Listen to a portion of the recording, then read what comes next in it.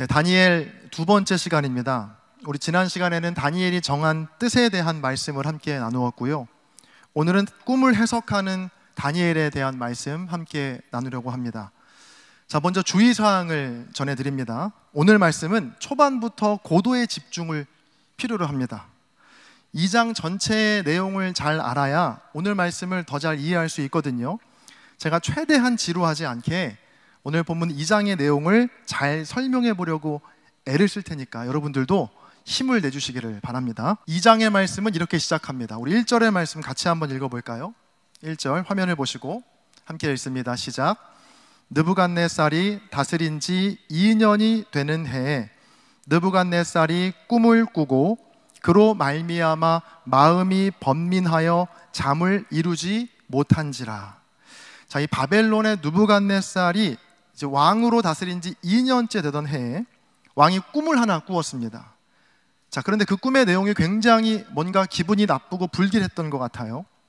이 느부갓네살 왕은 꿈을 꾸고 난 이후에 이 꿈의 내용이, 이 꿈의 뜻이 무엇인지 알기 위해서 바벨론에 있던 모든 지혜자들을 다 불러 모읍니다. 그리고 왕은 지혜자들에게 자기의 꿈을 해석해 보라고 명령합니다. 자, 그런데 여기에서 요즘 말로 킹 받는 상황이 벌어집니다. 자, 보통 해몽이라고 하는 건요, 상대가 먼저 꿈의 내용을 알려주면 그 꿈의 내용을 듣고 해석하는 거잖아요. 자, 그런데 지금 느부갓네살 왕은요, 그 꿈의 내용도 알려주지 않고 꿈의 내용과 꿈의 해석까지 맞춰보라고 하는 겁니다. 바벨론의 지혜자들은 왕에게 아무리 그래도 꿈의 내용은 좀 알려주셔야 합니다. 그러면 저희가 어떻게든 해석을 해보겠습니다 라고 말하지만 왕은 단칼에 거절합니다. 자, 그러자 지혜자들은 세상 누구도 이런 방식으로 꿈을 해석할 사람은 없습니다 라고 왕에게 항변하죠. 이런 지혜자들의 항변을 들은 후에 보인 왕의 반응이 오늘 본문 12절에 나오는데요, 12절 제가 읽겠습니다. 왕이 이로 말미암아 진노하고 통분하여 바벨론의 모든 지혜자들을 다 죽이라 명령하니라. 왕이 제정신이 좀 아니었던 것 같습니다. 그러니까 자기가 꾼 꿈이 무엇인지 모른다는 이유로 바벨론에 있던 모든 지혜자들을 다 죽이라고 명령한 거예요. 12절을 보면 이 지혜자들의 명단에 다니엘과 그의 친구들도 포함되어 있었습니다. 다니엘은 이 사형 명령의 임무를 수행하는 근위대장 아리옥, 그 아리옥에게 찾아가서 자초지종을 듣고 나서요, 한 가지 제안을 왕에게 합니다. 그건 왕에게 조금만 시간을 주시면 내가 꿈의 내용을 해석해 드리겠다라는 제안이었습니다. 시간을 좀 벌게 된 다니엘은 집에 돌아가서 친구들에게 기도 요청을 하고요, 바로 그날 밤 환상 중에 느부갓네살 왕의 꿈의 내용과 그 비밀을 알게 되죠. 이 느부갓네살 왕이 꾸었던 꿈의 내용은 이렇습니다. 꿈에서 왕이 한 큰 신상을 보았는데 그 모습이 매우 특이했습니다.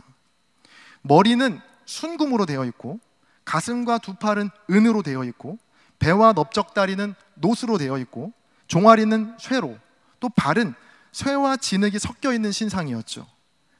잘 상상이 안 가시죠?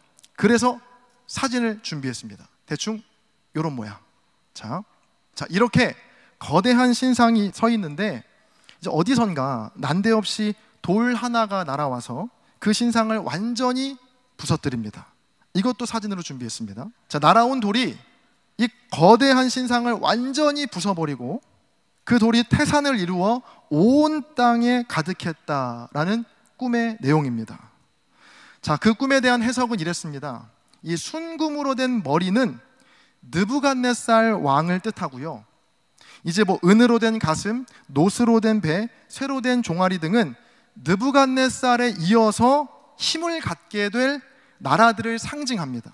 그러니까 그 나라들이 얼마간은 힘을 발휘하겠지만 돌이 나라와 신상을 무너뜨린 것처럼 하늘의 하나님께서 모든 나라를 치시고 영원히 서게 되는 하나님의 나라를 세우실 것이다 라는 해석이었어요. 자, 이 느부갓네살의 꿈의 내용을 정확하게 맞춘 다니엘에게 놀라면서요, 그 다니엘 앞에 절하고 다니엘을 바벨론의 모든 지혜자들의 어른으로 삼았다는 것으로 오늘 본문 2장의 말씀이 이제 끝이 나는 거예요. 잘 버티셨어요. 자, 이제 다 했습니다.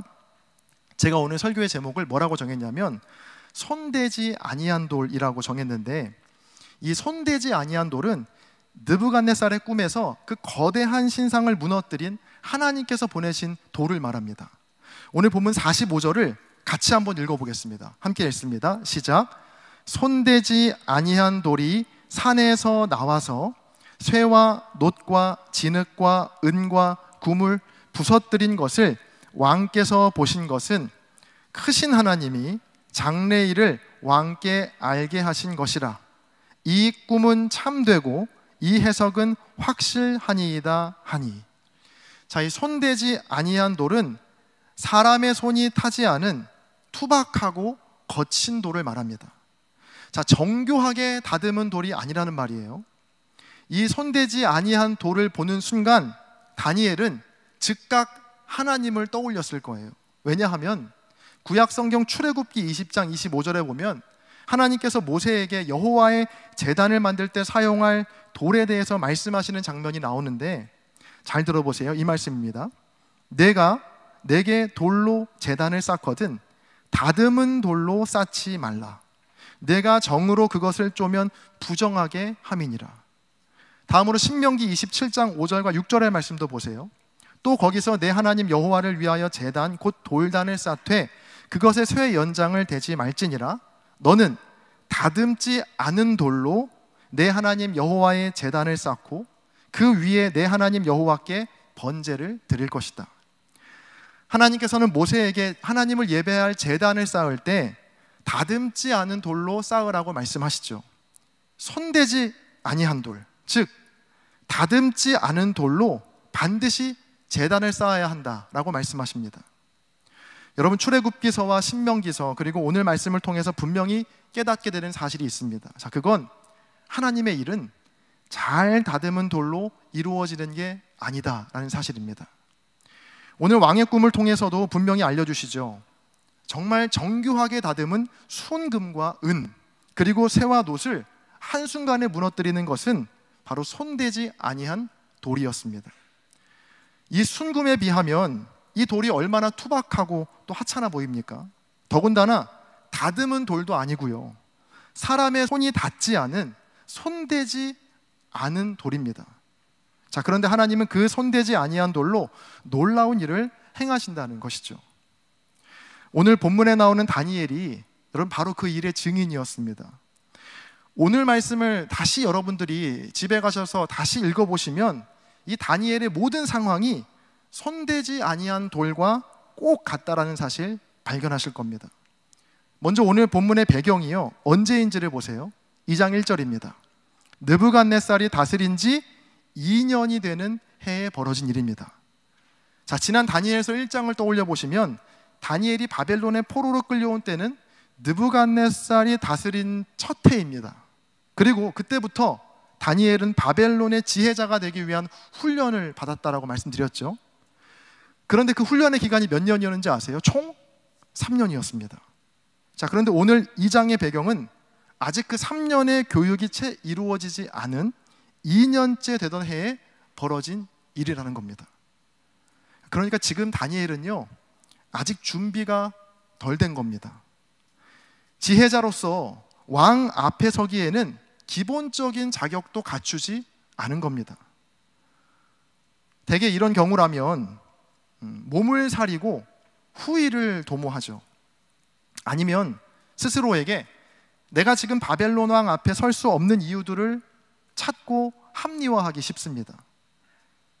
나는 아직 기본적인 과정도 이수하지 못했으니까 지금은 아직 내가 나설 때가 아니다. 어떻게든 이유를 만들어서 최대한 나까지는 좀 피해가 오지 않도록 잘 도망 다녀야겠다라고 생각하거든요. 다니엘에게도 도망갈 기회는 있었습니다.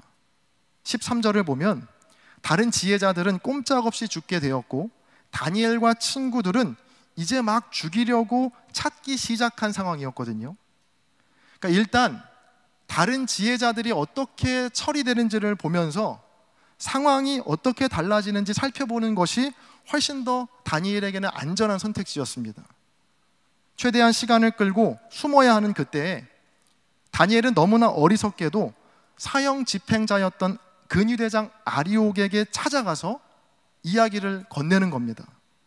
자, 도망 다녀도 부족할 판에 자기를 잡아달라고 자수를 한 셈인 겁니다. 그리고 이렇게 말하죠. 16절입니다. 다니엘이 들어가서 왕께 구하기를 시간을 주시면 왕에게 그 해석을 알려드리리이다 하니라. 자, 이 장면만 보면 지금 다니엘이 하나님께 뭔가 환상을 통해 본 게 있나 싶지만 놀랍게도 그게 아니었거든요. 다니엘은 전혀 몰랐습니다. 왕에게 시간을 달라고 요청을 한 후에 다니엘이 집에 돌아가서 친구들에게 기도 부탁한 장면, 제가 읽어드릴게요. 18절입니다. 하늘에 계신 하나님이 이 은밀한 일에 대하여 불쌍히 여기사 다니엘과 친구들이 바벨론의 다른 지혜자들과 함께 죽임을 당하지 않게 하시기를 그들로 하여금 구하게 하니라. 자, 보세요. 왕의 꿈 이야기는 다니엘에게 여전히 은밀한 일이었다는 겁니다. 그러니까 몰랐다는 겁니다. 자, 그런데도 어떻게 다니엘은 왕에게 좀 시간을 주시면 왕의 꿈을 해석해 주겠다라고 말할 수 있었던 걸까요? 자, 물론 그날 밤에 하나님께서 다니엘에게 환상을 통해서 왕의 꿈을 깨닫게 하셨지만 저는 다니엘이 그날 밤에 있을 일을 미리 예상하고 아리옥에게 찾아갔다라고 생각하지는 않습니다. 다니엘에게 바벨론 왕의 꿈은 여전히 은밀한 일이었거든요. 시간을 주면 왕의 꿈을 해석하겠다고 말할 때까지도 다니엘은 그 꿈의 내용을 전혀 알지 못했습니다. 자, 그런데도 아직 교육 2년 차에 불과한 다니엘이 이토록 무모한 일에 뛰어든 이유가 무엇일까? 자, 바로 꼼짝없이 죽게 될 지혜자들의 죽음을 그냥 지켜볼 수만은 없었기 때문입니다. 자, 18절에 나오는 다니엘의 기도를 보십시오. 다니엘은 이 일을 통해서 자기의 이름이 높아지게 해달라거나 거창한 하나님의 뜻을 이야기하지 않습니다. 그저 하나님께서 불쌍히 여기셔서 바벨론의 지혜자들과 자기와 친구들의 생명을 지키시도록 간구했을 뿐입니다. 자, 그런데 이 18절만 보면 다니엘과 친구들의 생명이 뭔가 메인이고 바벨론의 지혜자들은 그저 덤으로 구하는 것처럼 보이지만 여러분, 그렇지 않습니다. 이어지는 24절을 보면 다니엘이 밤에 환상을 통해 왕의 꿈이 무엇인지 깨닫고 난 뒤에 그 사형 집행자였던 아리옥을 찾아가서 했던 첫 마디가 24절에 나오는데요. 우리 24절의 말씀 같이 한번 읽어보겠습니다. 함께 읽습니다. 시작. 이에 다니엘은 왕이 바벨론 지혜자들을 죽이라 명령한 아리옥에게로 가서 그에게 이같이 이르되 바벨론 지혜자들을 죽이지 말고 나를 왕의 앞으로 인도하라. 그리하면 내가 그 해석을 왕께 알려드리리이다 하니. 다니엘은 가장 먼저 바벨론의 지혜자들의 생사를 확인합니다. 그들의 안전을 먼저 확보한 후에 왕 앞으로 나아가죠. 여러분, 이 2장에 나오는 다니엘의 선택과 결심, 그리고 다니엘의 기도는요, 보면 볼수록 굉장히 뭔가 좀 어설프고 또 불안해 보이기까지 합니다. 3년의 기본 과정도 마치지 못했던 상황이었고 숨어야 하는 상황인데 제 발로 아리옥을 찾아갑니다. 또 잘 알지도 못하면서 시간을 주면 해석을 하겠다는 무모한 일을 저지르고요, 또 친구들에게 찾아가 무작정 기도를 부탁합니다. 그러니까 모든 상황이 굉장히 어설프고 굉장히 불안해 보이는 겁니다. 자, 그런데 하나님은 이 다니엘의 어설픔을 통해 그와 친구들의 생명뿐 아니라 바벨론의 모든 지혜자들의 생명까지도 보호하셨다는 겁니다. 온갖 정교하고 단단한 금과 은과 노수로 만든 신상을 손대지 아니한 돌이 흔적도 남지 않게 무너뜨린 것처럼 하나님은 이 다니엘의 다듬어지지 않은 지혜, 다듬어지지 않은 선택, 다듬어지지 않은 기도로 바벨론 땅을 뒤덮었던 죽음의 공포를 깨뜨리신 것이죠. 여러분, 인간은 누구나 다 지금보다 더 정교해지고 싶고 더 다듬어진 삶을 살고 싶어 하는 욕심이 있습니다. 그런 욕심이 잘못됐다는 건 절대 아닙니다. 외모도 기왕이면 좀 다듬고 싶고요. 학력도, 내 커리어도, 인간관계도, 심지어 나의 신앙생활조차도 더 다듬어지기를 바라는 것이 어떻게 죄가 될 수 있겠습니까? 자, 그런데 우리가 놓치지 말아야 할 것은 있습니다. 바로 대부분의 하나님의 역사는 이 손대지 아니한 돌로, 즉 다듬어지지 않은 돌의 부딪힘을 통해 지금까지 이어져 왔다는 사실입니다. 그러니까 조금은 뭔가 어설퍼도, 조금은 부족해도, 그럼에도 살려야 할 생명이 있다면, 또 멈춰야 할 악이 있다면 부딪혀보라고, 그냥 던져보라고 성경은 우리에게 지금 도전하고 있는 것이죠. 오늘 말씀의 다니엘을 보세요. 모든 것이 부족했습니다. 어설펐어요. 만약 다니엘이 아직은 내가 조금 더 다듬어져야 하고 내게 더 시간이 필요하다는 이유로 그가 왕 앞에 나아가기를 지체했다면 자기뿐 아니라 수많은 바벨론의 지혜자들의 생명들 지킬 수 없었을 겁니다. 자, 그러나 다니엘은 어설프지만 또 정교하지는 않지만 그냥 먼저 돌을 던져보기로 한 겁니다. 어느 것 하나 확실한 것이 없었지만 바벨론을 뒤덮은 거대한 죽음의 공포를 멈추기 위해 그는 무작정 부딪혀 본 것이죠. 자, 오늘은 사순절 둘째 주일입니다. 이번 사순절은 우리 이런 마음으로 한번 지내보면 어떨까 제안합니다. 그건 완벽하지 않아도 괜찮아 라는 마음입니다. 한번 같이 읽어볼까요? 시작. 완벽하지 않아도 괜찮아. 그러니까 이번 사순절은 한번 조금 어설프게 보내보자는 겁니다. 기도도 너무 막 완벽하게 하려고 하지 말고요, 너무 잘 다듬으려고 하지 말고 그냥 한번 해보는 겁니다. 매일 속회 카톡방에 이제 기도문이 올라오잖아요.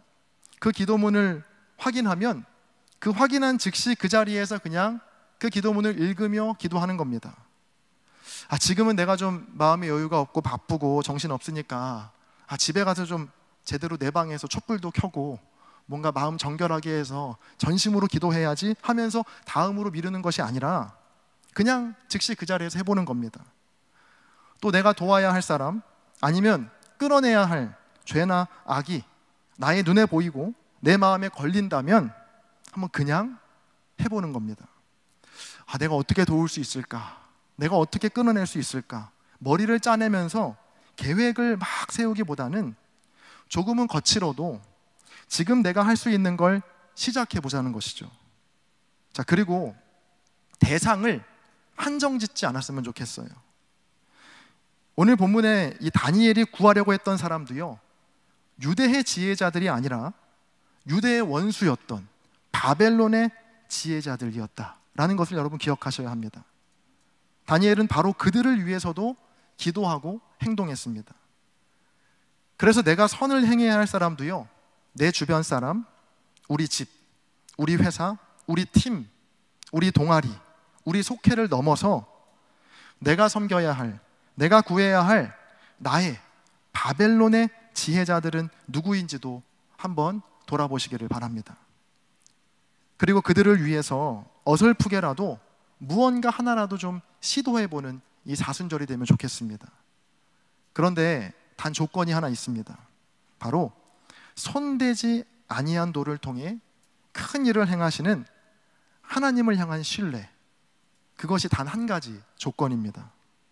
그 신뢰로 내가 지켜주고 내가 살려야 할 사람들과 또 내가 지금 끊어내고 내가 막아내야 할 죄와 악을 향해 손대지 않은, 또 우리의 다듬지 않은 나의 기도와 도움을 믿음으로 한번 던져보는 저와 여러분 모두가 되시기를 주님의 이름으로 간절히 축원합니다. 제가 기도하겠습니다. 존귀하신 주님, 손대지 아니한 돌로 정교하고 강한 신상을 격파하시는 주님의 크심을 찬양합니다. 오늘 다니엘의 이야기를 통해 내가 구해야 할 바벨론의 지혜자들은 누구인지, 또 내가 막아내야 하고 끊어내야 할 죽음의 세력은 무엇인지 깊이 생각해 보게 하시고 나의 삶의 자리에서 하나님을 신뢰함으로 어설프게라도 행할 수 있는 믿음과 용기를 허락해 주옵소서. 이번 사순절이 완벽하지 않은 나의 기도와 나의 부족한 삶을 통해 큰 일을 행하시는 주님의 일하심을 경험하게 되기를 간절히 소망합니다. 우리 모두가 다니엘처럼 이 일의 증인이 되게 하여 주옵소서. 감사드리며 우리 주 예수 그리스도의 이름으로 기도합니다. 아멘.